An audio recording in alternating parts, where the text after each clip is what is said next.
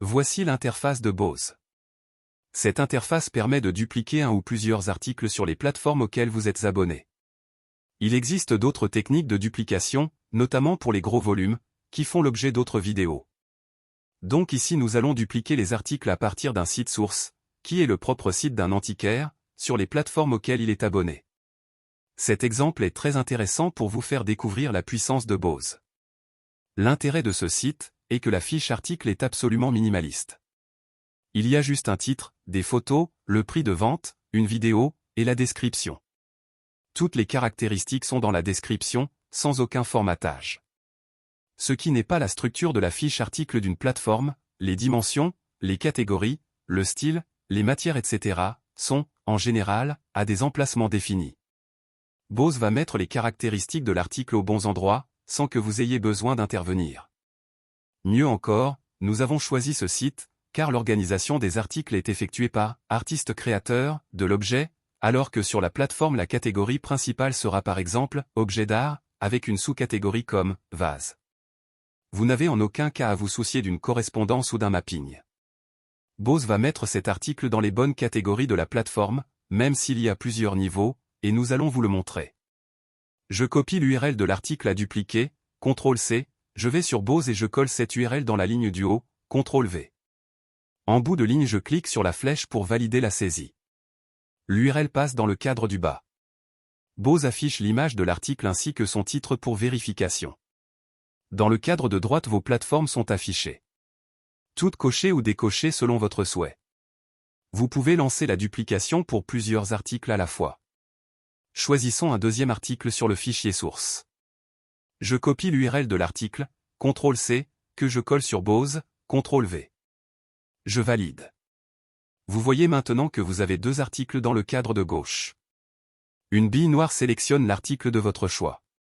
Sur l'article sélectionné vous pouvez supprimer des plateformes.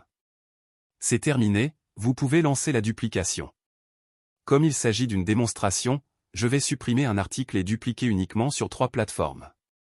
Je choisis eBay, le marché Biron et Pro-Antique. Je clique sur le bouton « Lancer la duplication ». Vous n'avez plus rien à faire. À droite, sous la liste des plateformes, vous avez un chronomètre qui affiche le temps écoulé. Devant le nom de chaque plateforme vous avez un pictogramme qui tourne pendant qu'il travaille. Je vais couper la vidéo et on se retrouve dans 2 à 3 minutes, quand il aura terminé. Bose a terminé la duplication. Vous voyez à droite le chronomètre, il a mis 2 minutes et 40 secondes pour mettre à jour les 3 plateformes. Ce qui fait 1 minute par article et plateforme. À droite du nom de la plateforme, vous voyez une coche verte qui indique que l'article a bien été dupliqué. Nous allons maintenant contrôler le travail de Bose. Nous allons aller sur la fiche de eBay dupliquée par Bose. Pour cela juste à côté de la coche verte d'eBay, vous avez une petite flèche. C'est un lien sur la fiche de eBay que Bose vient de dupliquer. Cliquez dessus. Vous êtes sur eBay et vous voyez que nous avons bien le titre, les photos, le prix. Descendons sur la catégorie, eBay affiche les 4 catégories et sous-catégories que Bose a créées sans aucune intervention de l'antiquaire. Uniquement en utilisant l'intelligence artificielle qui a analysé la description, ainsi que la photo de l'article. Revenons à Bose. Nous allons maintenant vérifier les puces de Paris. Vous cliquez dans le cadre des plateformes au regard des puces de Paris, sur la flèche qui va vous diriger sur l'article dupliqué par Bose. Vous voyez que l'on a bien le titre, le prix, les photos avec le zoom. Descendons sur la catégorie. Ici il n'y a qu'un seul niveau, verrerie. Vous remarquez que ce n'est pas la même que la catégorie principale de eBay. Bose s'est adapté à la plateforme toujours sans intervention de l'antiquaire. L'onglet Description est renseigné. L'onglet Informations complémentaires comporte 3 valeurs obligatoires, le siècle, le style et le type d'objet, que Bose a trouvé sans se tromper. Nous sommes sur la plateforme Pro-Antique et plus précisément sur la fiche article créée par Bose. Toutes les zones ont été renseignées. Le titre, les photos, le prix, ainsi que les différents critères tels que artiste, époque, état, matière, que Bose a trouvé dans la description ou déduit de la photo comme le style.